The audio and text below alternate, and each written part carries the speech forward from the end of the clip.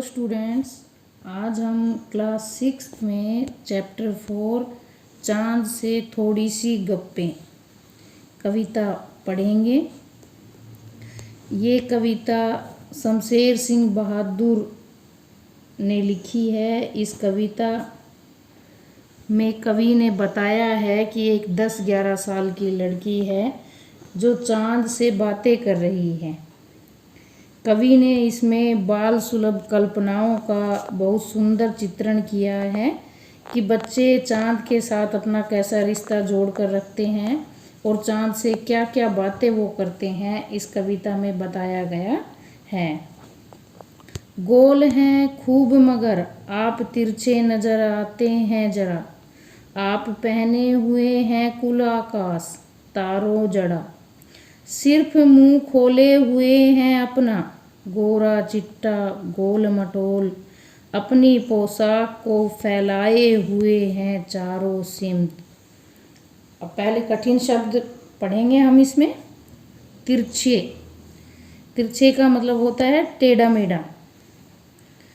सिर्फ यानी थोड़ा सा या केवल,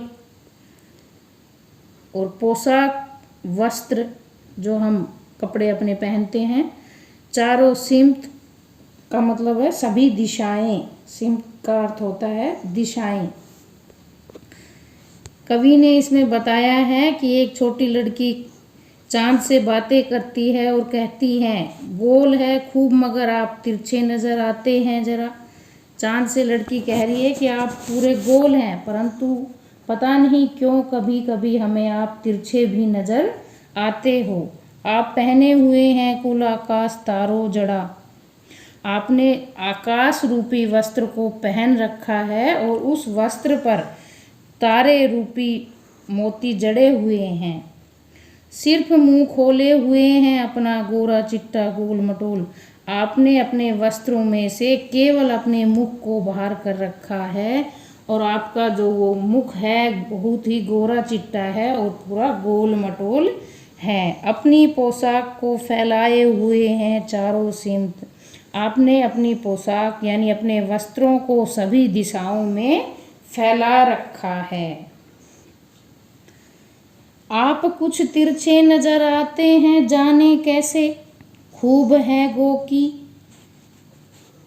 वाह जी वाह, हमको बुद्धू ही निरा समझा है, हम समझते ही नहीं जैसे कि आपको बीमारी है, आप घटते हैं तो घटते ही चले जाते हैं।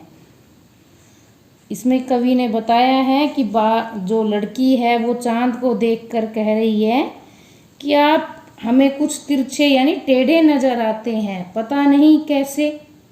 खूब है गो की, यद्यपि हमें पता है कि आप पूरी तरह गोल है। वाजी वाह, क्या आपने हमें केवल बुद्धू यानी बेवकूफ़ ही समझ रखा है, हम जैसे ये बात समझते ही नहीं कि आपको बीमारी है। जब आप घटते हैं तो घटते ही चले जाते हैं और बढ़ते हैं तो बस यानी कि बढ़ते ही चले जाते हैं। दम नहीं लेते हैं जब तक बिल्कुल ही गोल न हो जाए, बिल्कुल गोल यह मर्ज आपका अच्छा ही नहीं होने में आता। कठिन शब्द देखेंगे। दम यानी सांस, बिल्कुल यानी पूरी तरह, मर्ज यानी रोग बीमारी। लड़की चांद से कह रही है कि जब आप घटते हैं तो घटते ही चले जाते हैं और जब आप बढ़ते हैं तो फिर आप पूरी तरह बढ़ते ही चले जाते हैं और तब तक सांस नहीं लेते, तब तक नहीं रुकते जब तक कि आप बिल्कुल ही पूरी तरह ही गोल न हो जाओ। यानी जब आप गोल होना शुरू करते हो, जब आप बढ़ना शुरू करते हो, तो जब तक पूरी तरह गोल न हो जाओ तब तक आप रुकते नहीं हो। यह मर्ज आपका अच्छा ही नहीं होने में आता। आपकी ये जो बीमारी है, आपका जो ये रोग है, ये ठीक होने में ही नहीं आ रहा है। यानी बच्ची बता रही है कि चांद को घटने बढ़ने की एक बीमारी लग गई है, जब वो घटना शुरू करता है तो घटता ही चला जाता है, और जब बढ़ना शुरू करता है तो तब तक बढ़ता रहता है जब तक कि वह पूरी तरह गोल न हो जाए। इस कविता में कवि ने ये बताने का प्रयास किया है कि शुक्ल पक्ष और कृष्ण पक्ष की अनुसार चांद चलता है, यानी जब शुक्ल पक्ष आता है तो चांद प्रतिदिन बढ़ते हुए पूर्णिमा के दिन तक पूरी तरह से गोल हो जाता है, और जब कृष्ण पक्ष आता है तो चांद जो घटना शुरू कर देता है, और अमावस्या की रात को चांद बिल्कुल भी दिखाई नहीं देता। ये कविता हमारी पूरी हो गई है। धन्यवाद।